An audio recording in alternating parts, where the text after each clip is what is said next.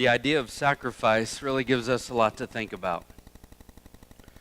If you think about it, we love stories of sacrifice. We love movies about sacrifice. I mean, who doesn't love that scene in Armageddon? Bruce Willis. All right, here's another demographic. How about Titanic? Right? I don't know that Jack's action was really sacrifice. I think it was stupidity, but that comes from a deeper place. No pun intended. I know this might not necessarily be sacrifice, but probably one of the best scenes in cinematic history is when Doc Holliday, played by Val Kilmer, tricks, right? And he goes out to face Johnny Ringo under the tree. Come on, is that not one of the greatest scenes? And I'm your Huckleberry? Come on. That has got to be one of the greatest. And to me, that's a bit of a sacrifice. Of course, he didn't die in that, but he died afterwards. But still, great sacrifice nonetheless. And I think, when we think back on movies or stories, I saw a story on my news feed this week of a dog. Did y'all see that? The dog that saved the owner. Somehow I feel like Jimmy Kimmel all of a sudden. Hey, did you hear that? The dog that saved its owner from the rattlesnake? Did you see that? I should have brought a picture for it, but there is a picture of this. It's like a lab, I think, or a golden retriever or something, and its face is all swelled up on one side like that, and it kind of looks like, I don't know, Air Bud and Elephant Man had a kid together. It's just all swollen up and over to the side, but it's a fascinating story. They were out walking, and there was a rattlesnake, and it could have gotten the owner, but then the dog jumped in and rescued the owner from the rattlesnake. And I think for us, we love the idea of sacrifice. We love the stories. We're enthralled by movies about sacrifice. And I think that's because it speaks to something deep inside of us. And I believe it's part of how God made us. I believe we're amazed when we hear that other people are willing to give their life, to lay down their life for the cause or for the good of someone else. And that's really what sacrifice is. It's giving something up at great expense for a greater good. That's one definition. To give up something of a great cost, of great worth for the good of somebody or something else. We love the stories in Scripture of sacrifice. We love the story of Abraham and Isaac. In fact, just in preparation for this series, I went back and reread the story just so I could refresh my memory on that story of Abraham being called to take his son, his only son Isaac, in whom you love, God says, and offer him on Mount Moriah as a sacrifice for me. Huge. And you're probably familiar with the story in the book of Genesis that Abraham takes his son and they go up the mountain together, and he has the wood and he gives the wood to Isaac, and they go up on top of the mountain together. And Isaac on the way up says, Dad, I see that we have the wood, but where's the lamb for the sacrifice? And Abraham says, God will provide. And they go up there and they build the altar, and Abraham lays Isaac, his son, his only son, in whom he loves, lays him out on the altar and brings back the knife, ready to do the deed. And as he brings it back, an angel of the Lord stops him and says, lay no harm to the young man, for now I know that you fear God. What an amazing story that is. And of course, God provides a ram whose horns are caught in the thicket, and Abraham goes and offers that ram in the place of his own son. That's a story that captivates us because it speaks to that nature inside of us that we love a sacrifice. And I don't think it's any accident that the God who created us and formed us, and I believe has placed within us this love, this fascination with the idea of sacrifice, would also mark our lives and mark time by the greatest of all sacrifices. I believe what God put inside of us when we see someone sacrificing, when we hear of someone being willing to lay down for the good of others, I believe it speaks to us deep, deep down. And we love it because that's how God made us. We look back on the cross of Calvary, realizing what Jesus did on behalf of us. The only compellence to do it was the love of the obedience to the Father and his love for you and I. Nobody took his life from him. He willingly laid it down on us and for us, and it speaks to us on a very deep level. But though sacrifice gives us a lot to think about, much like many of the other spiritual elements of our walk with Christ. We like it in theory, but not in practice, right? We love the idea that God would call people to sacrifice and go places that we've never gone to take the gospel. We're challenged and encouraged by stories of men having burning logs set on their chest until they denounce Christ, but they never do. We read through Fox's Book of Martyrs, and we're amazed at the lengths to which people would go to share the gospel. And even in their dying moments, even with their dying breaths, they would still never utter a charge against Christ, but only proclaim his name. We love that. We're fascinated by it. But if you ask somebody about sacrifice personally, most generally they will use these terms. We needed to sacrifice. Oh, yes, I remember that time we had to sacrifice. We most always use the word need or have to when we're describing sacrifice in our personal life. And what we're saying, without saying it intentionally, is that I only sacrifice when I absolutely have to. Sacrifice is not a part of my life. In fact, probably for most of us, sacrifice is something we want to try to stay as far away from as we possibly can. We want to have everything in our life to the point that we won't ever need to sacrifice. But go back and think about some of your favorite scriptures. Think about some of the New Testament verses that just amaze you, that are your go-to verses in times of trouble. I think of one, I can do all things through Christ who strengthens me. Philippians 4:13. Letter was written by a man who gave his life to Christ, literally. Wrote it from prison. And wrote it at the end of a statement where he said, I have learned in all things to be content. I've learned to have much and I've learned to have little. He's literally saying, when we read Philippians 4:13 or when we think of it, we think, wow, God is telling me I can do anything. And I think the real meaning of Philippians 4:13 is saying, literally, the gospel doesn't just give me the permission to do whatever I want, or give me the power to do whatever I can do. Rather, the gospel tells me that I ought to be able to be willing to let go of everything.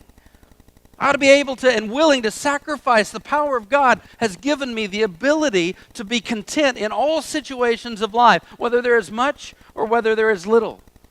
We often think of Romans chapter 8, one of the highlight chapters in many people's mind. Go back through that and read Romans chapter 8 and see the references to sacrifice that are made all throughout the book of Romans, especially in Romans chapter 8. I want us to think for a moment and be reminded that our faith was started from sacrifice. The Jews' faith, the father of their faith, the earthly father of their faith was Abraham, whose life was marked by his willingness to sacrifice, to let go of his own son. For us under this dispensation, our faith is marked by the greatest of all sacrifices, of which all others were only a foreshadowing of Jesus' sacrifice. Our faith wasn't just founded on sacrifice. Our lives are to be marked by it. Jesus spoke to the disciples and also speaking throughout centuries to us that if we are going to be a disciple of Christ, we're to take up our cross daily. Husbands, how are we to love our wives? As Christ loved the church and gave himself for her. John 3:16, one of the greatest memory verses, probably many, if not all of us, have John 3:16 memorized. You know what's at the heart of John 3:16? Sacrifice. For God so loved the world that he gave his only begotten Son. Our faith was started from it. Our walk is to be marked by it. And many of our favorite verses have been penned by it and for it. Let's take 3 notes this morning. First, let's ask the question, what is sacrifice? Romans chapter 12, verse 1. I appeal to you, therefore, brothers, by the mercies of God, to present your bodies as a living sacrifice, holy and acceptable to God, which is your spiritual worship. First of all, right off the top, Romans chapter 12 tells us this is a New Testament letter. tells us that this was written after the time of Christ's death. The Apostle Paul, who was formerly Saul, who had this encounter with Christ on the road to Damascus, who was once against Christ, is now very much for Christ. And he's writing this letter to the Roman believers, and he mentions something to them that some of them would have known about. He introduces this idea clearly in chapter 12, verse 1 of sacrifice. I know for many of us, we might want to disregard modern day sacrifice and say that, well, it's just sacrificing for Jesus of my time, of my talent, or of my treasure. That's an Old Testament concept. Let me remind you of something. Under the Old Testament law, the sacrifices that were made were propitiatory in action. They were done for the purpose of forgiving sins. It was to make us right with God through that action. Sacrifice in the New Testament is not about our sins. Sacrifice in the New Testament is about our praise. It's an act of worship to God. God didn't do away with sacrifice. He just instituted it in a different manner. It's always marked by selflessness, love in action, and commitment. I want us to think for a minute, and in doing that, I want to read a quick little verse to you, just so we get a kind of an idea of the difference between a few words that we might typically want to try to put together. One of those things is, as believers, we may call our giving sacrifice. We may say, well, I give, therefore I sacrifice. And really, if you think about it, giving and sacrifice are two totally different things. They're similar in the nature that we're both giving. But I want you to think about something. Let me read this story to you, which helps us to be able to understand that distinction and that difference between sacrifice and giving. And it's out of Mark chapter 12. It'll be verse 41. It'll be up on the screen here for you. It says, and he being Jesus, sat down opposite the treasury and watched the people putting money into the offering box. Many rich people put in large sums. And a poor widow came and put in 2 small copper coins, which make a penny. And he called his disciples to him and said to them, truly I say to you, this poor widow has put in more than all those who were contributing to the offering box. For they all contributed out of their abundance. But she, out of her poverty, has put in everything she had to live on. Think about this for a minute. Jesus is sitting across from the temple treasury. He's watching all these people come and put their offering in. How would you like that day? I mean, how would you like it if when we're passing the offering plate, it wasn't Tom Fouts picking it up, but Jesus Christ? I mean, how would that change our offering, right? So Jesus is watching them, and he sees all of the rich coming over with all of their money and throwing all of their money into this temple treasury. And then he sees this little poor widow woman. And this little widow woman literally has 2 coins she can rub together. And she takes those 2 coins, all she has, nothing else, no more, and she takes those 2 coins and she throws them in the temple treasury. And Jesus, his attention has been gotten, okay? It's awesome when we see in Scripture where Jesus gets his attention grabbed a hold of. And Jesus, seeing this, he calls the disciples over and he says, I want you guys to see something. I want to teach you a spiritual lesson. When all these people walked by, the rich were throwing in large sums of money. But this one little widow woman who had no resources, no way to get more, this little woman took all she had in 2 coins and she threw it in there. And Jesus says that woman's gift was by far greater than all of the sum of all of the other gifts totaled up. Now, Jesus must be a horrible accountant. Because obviously we would think that the rich people, that they threw in more, obviously that's more money. But there's a difference between money and sacrifice. There's a difference between giving and sacrifice. Please get this. Giving is marked by how much we let go of. Sacrifice is measured by how little we have left. Huge difference. Giving is marked by how much we let go of. Sacrifice says it is measured by how little I have left. The rich gave, the woman sacrificed. In this, I'm amazed by this widow woman. There was no giving campaign going on at the moment. There was no pledge drive. She probably didn't win some prayer hanky sent to her in the mail for giving it. It was an act that nobody noticed but Jesus. a simple gift of giving all she had for no other reason than to give it as an act of worship. Don't misunderstand this either. Sacrifice was essential for Jesus to purchase our salvation. But sacrifice for us is not essential to keep our salvation. This is not something we have to do. Why does Paul, he doesn't say, I command you, therefore, brothers, to sacrifice. He does not take the place of Moses under the Old Testament law and command God's people to sacrifice. He says, I appeal to you. I'm asking you. I beseech you, brothers. That's what sacrifice is. For us in the modern day context, for us in the life of the church, what does it mean? That I am selflessly giving of my time, of my talent, and of my treasure. Why? For the purpose and the advancement of the gospel. Why? For the worship and praise and adoration of the one who is the Lord and sovereign over my life. I want to sacrifice my life and my resources in time, talent, and treasure so that the gospel may be advanced. Isn't it funny? You always hear me standing up here telling you that we need to be Christ-like. Talking about how believers are called to look like Christ and walk like Christ and act like Christ. And I know you have heard that for years and years and years. For those of you who've been in church, you've heard and you know that a disciple of Christ is supposed to look like Christ. And isn't it ironic that the one area that we are the most Christ-like is sacrifice? I mean, really, what other area can we be more Christ-like in our living than by sacrificial living, giving of our time and our talent and our treasure to lay it all out on the field for the cause of Christ? There's no other way that I can see that we can be more Christ-like in our life and to be so closely associated than to sacrifice like He did. Here's the question, why do we sacrifice? It's not enough for us to just say, to read in the scriptures that we should sacrifice. We want to know why. Because we want to make value judgments, right? Is it worth it? Is it worth it for me to give it all up? Is it worth it for me to be willing to give of my time, talent, and treasure? Look what Paul says.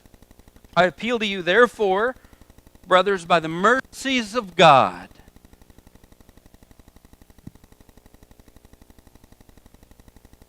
Why do we sacrifice?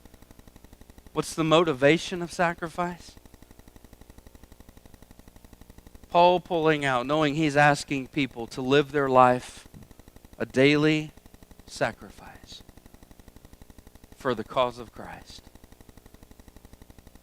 He does not command them. He does not strong-arm them. He simply says, I'm going to appeal to you by the mercies of God. What he says is this: remember your forgiveness. Remember, you know what mercy is? Mercy is not giving us what we do deserve. Grace is giving us what we don't deserve. Mercy is a withholding of what we do deserve. Paul implores them, live a life of sacrifice.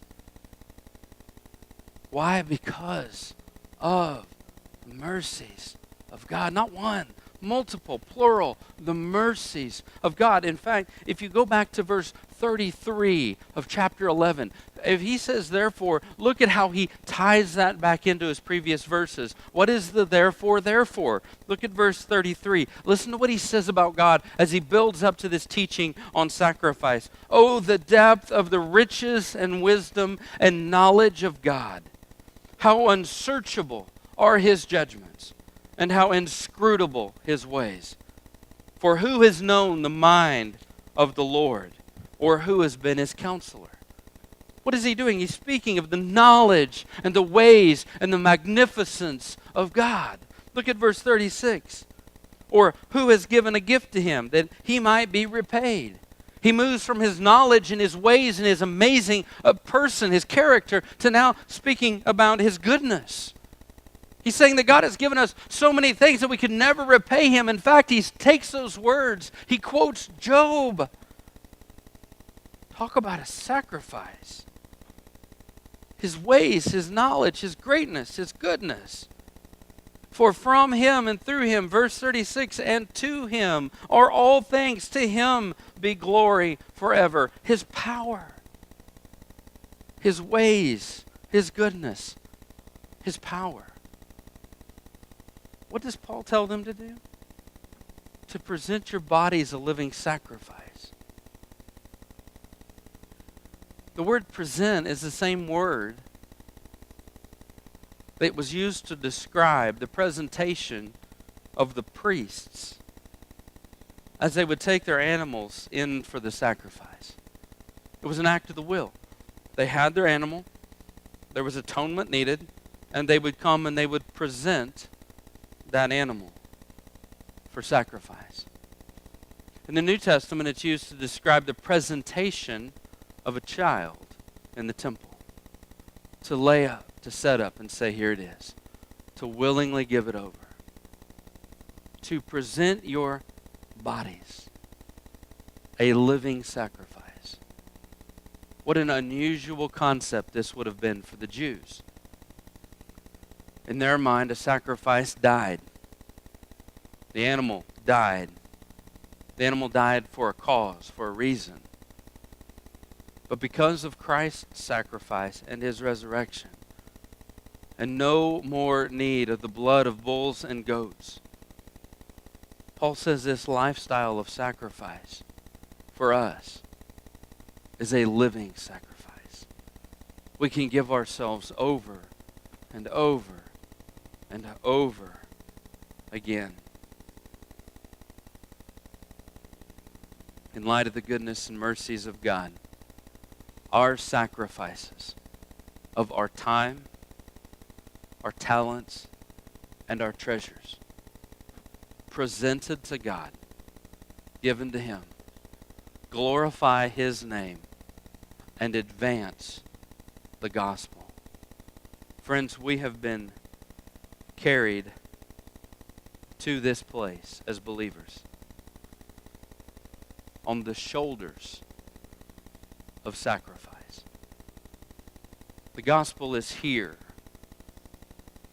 in Joplin, Missouri, as a result of generations and generations of people giving of their time, talent, and treasure for the purpose of glorifying Christ and advancing the gospel.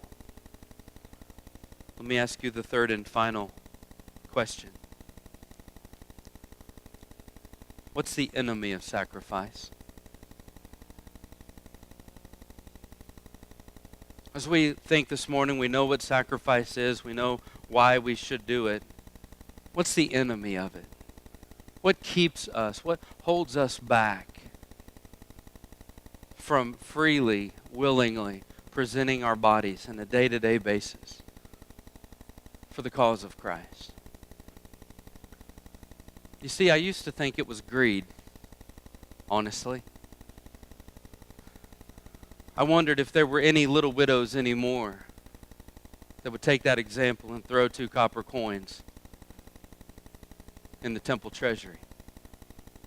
I began to wonder if there really was a lady of ill repute who would come up and take her very costly ointment and break the bottle and give it all to Jesus. I wondered if that still existed. And in my mind, even looking at my own self, I thought the enemy of sacrifice has got to be greed, because I want to keep that. I want to hold on to that because I might need it. I also thought that maybe the enemy of sacrifice was fear. I mean, that's a scary place to give it all. To lay down, to invest our time, talent, and treasure for the cause of Christ, however that looks like for you. That's a scary place to be, because we spend our lives building and accumulating for the purpose of not having or needing to sacrifice. So I thought, okay, it's greed. Well, maybe it's fear, or maybe it's just good old-fashioned love of pleasure, right? I don't want to go up and serve kids at church because you know what? I got my shows. You know, I got my things I want to do. What about me time? But I dug a little further. And I've come to the conclusion that the enemy of sacrifice is not greed. It is not fear. Nor is it a love of pleasure. I think it is something by far more sinister. What makes a single mother of 3, when she gets a call from her friends that says, hey, we haven't seen you for a while. We know times are tough on you right now. You ought to go out with us this Friday night. What makes that single mother of 3 say no? What makes that single mother of 3 say, I'm not going to go, I'm picking up an extra shift at the factory? What makes a young man or woman walk into an office and sign their name on a line that says, I'm willing to die for this country? What makes a teacher buy school supplies out of her own pocket so her students can have it? If we want to know what the enemy of sacrifice is, look at those people who sacrifice regularly. What made David Livingstone go to the dark continent and spend his life, and at the end of his life say, I have never sacrificed? What makes somebody do that? The real enemy of sacrifice is this, is that we have devalued the reason or the cause of our sacrifice. Why does the single mother of 3 say no to her friends when she knows she needs it and wants it, but instead takes up another shift? It's because she understands the value of providing for her kids. Why does the guy go in the office and sign his name on the line that says, I pledge that I will lay down my life for this country if necessary? It's because he values the freedom that we have and the advancement of that freedom. Why does a teacher go and spend her own money on school supplies and resources for kids? It's because she values the education of those kids. Now think about this. If the reason we're not sacrificing is not because of greed, it is not because of fear, and it is not because of a love of pleasure, then I have to believe that I have undervalued or devalued the cause that I'm asked to give for. I have then, in essence, said, probably never here, but right here, I'm living in such a way that the gospel doesn't mean that much to me. Man, that's a heavy thing. Because when the gospel means something to me, and I don't just see Jesus hanging on the cross, but when I see that that was supposed to be me, if one died for all, then all are dead, Scripture says. If I see that that was supposed to be me, but instead it was him, I value that. When I understand that the gospel, there is no other name under heaven given among men whereby we must be saved. If I believe in the gospel, not just that it has benefited me, but it stands to change people's lives for eternity, and I believe that, what am I going to do? I'm going to give of my time, of my talent, and of my treasure. Why? To advance the gospel. Why? Because it is valuable. Man, that is humbling, friends. That I think so little of the gospel. That I don't stand and fall down at the foot of the cross and say, what am I doing with all this? Why am I not speaking with my mouth? Why am I not running with my feet? Why am I not reaching with my hands? Why am I not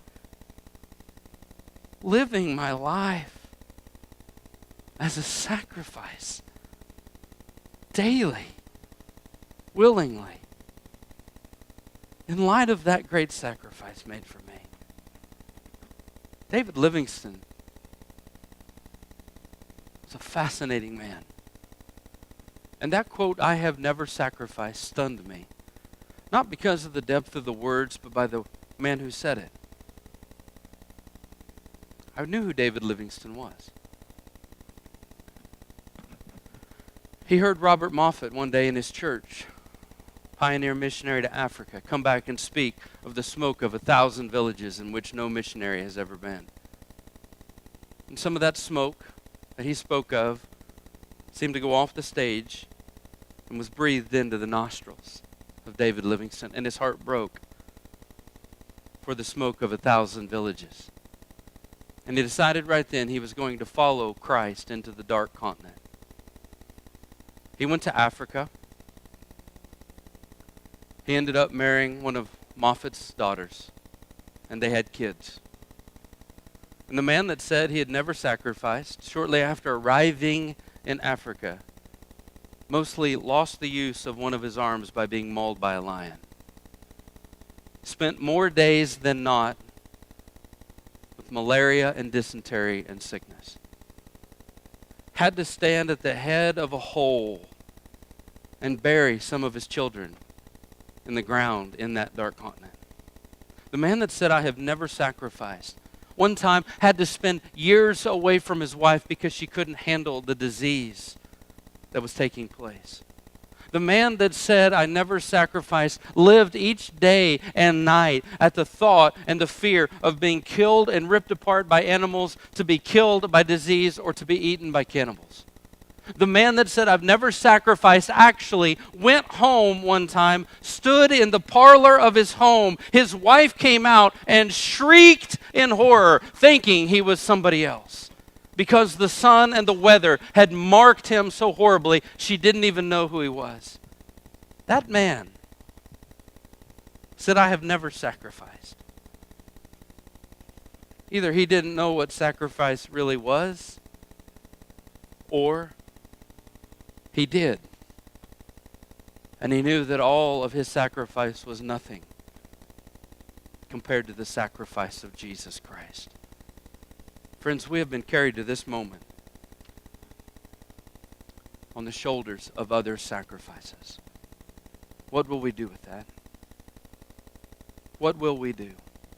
Jesus' sacrifice saved souls. Paul's sacrifice advanced the kingdom and encouraged brothers. Abraham's sacrifice taught him something new about God that he never knew. You see, at the end of that story, the Bible says Abraham built an altar and worshiped God and called him Jehovah Jireh, the God who provides. Sacrifice. I appeal to you, therefore, brothers, by the mercies of God, to present your bodies as a living sacrifice, holy and acceptable to God, which is your spiritual worship.